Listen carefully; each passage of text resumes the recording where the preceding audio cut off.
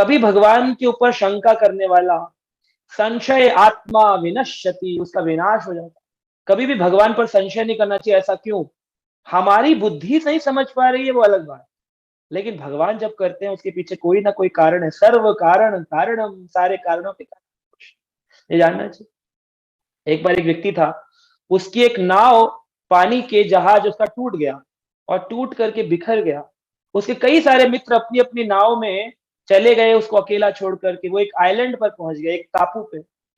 अब अकेला रह गया। उसने अपने कपड़ों को जला जला करके अपनी जो टूटी हुई नाव के तेल से कई लोगों को बुलाने की कोशिश की, लेकिन कई बार जब वो हार गया, कोई नहीं आया। तो इसने सोचा अब तो मैं अकेला ही मरूंगा, इससे अच्छा है कि मैं थोड़ा सा यहाँ पर अपनी एक कुटिया बना लूं, कुटिया में रहूंगा और वहीं बैठ करके फिर भजन करूंगा, अपने आराम से रहूंगा अकेला। तो इसने बड़ी मुश्किल से 1 महीना लगाकर लकड़ी लो जोड़ जोड़ कर एक तंबू, एक झोपड़ी जैसा बनाया। जब बन गया तो भोजन की आवश्यकता है, तो बोला रोज तो मैं भोजन तोड़ के खाता हूँ, मुझे स्टॉक स्टॉक करके रखना चाहिए, क्योंकि समुद्री पानी बहुत तेज तेज आता है। कभी कभी ऐसा हो सकता है मैं बाहर ना जा पाऊं या कभी बीमार हो गया, तो उसके अंदर एक्यूमुलेशन, जोड़ करके रखने की भावना जागृत हुई। तो गया, जोड़ जोड़ करके सामान रखने लगा। उसने सब कुछ रख लिया, लेकिन एक दिन नारियल तोड़ने गया था, जब लौट के आया तो देखता है उसकी झोपड़ी में पेड़ों के घर्षण से दावानल लग गया है, आग लग गई है। अब जब आग लग गई है तो जोर जोर से रोने लगा कि हे प्रभु, ये तेरा न्याय कैसा है? जब मेरे मित्र मुझे छोड़ गए तब भी मैं अपने को संभाल पाया, जब मुझे खाने को ना मिल रहा था, मैं भूखा रहता था, तब भी मैं अपने को संभाल। मैंने बड़ी मेहनत करके अकेले रहने का विचार किया, ये मकान बनाया, ये झोपड़ी बनाई, इसमें खाने के लिए सामान जोड़ जोड़ कर रखा, लेकिन एक ही पल में तूने मुझे इससे भी नीचे छोड़ दिया। क्या मुझे मारना चाहता? तो मार क्यों नहीं देता? सोच के रोने लगा, सिर पटकने लगा। इतने में जोर से आवाज आती है,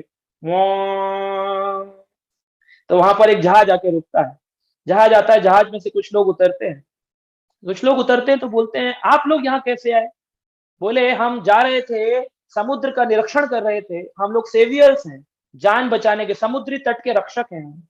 हमने देखा कि एक बहुत ऊंची आग लगी हुई है, जो अभी अभी रिसेंट लगी है। रिसेंट आग का मतलब है कि जरूर यहाँ पर कोई व्यक्ति है, कुछ सामान है, कुछ आग है, यहाँ पर खाने पीने को कुछ आइटम। तो हम देखने के लिए आए कि कोई व्यक्ति तो नहीं है। तो हमने पाया कि तुम रो रहे थे और हम तुम्हें बचाने के लिए आए। तो उसको लग रहा था भगवान ने उसको खत्म कर दिया, लेकिन भगवान ने उसको पुनः कुछ महीनों बाद एक नया जीवन प्रदान किया। तो हम अपनी दृष्टि से देखते हैं, भगवान हमारी अलग प्लानिंग करते हैं। Krishna has his own plan for everyone.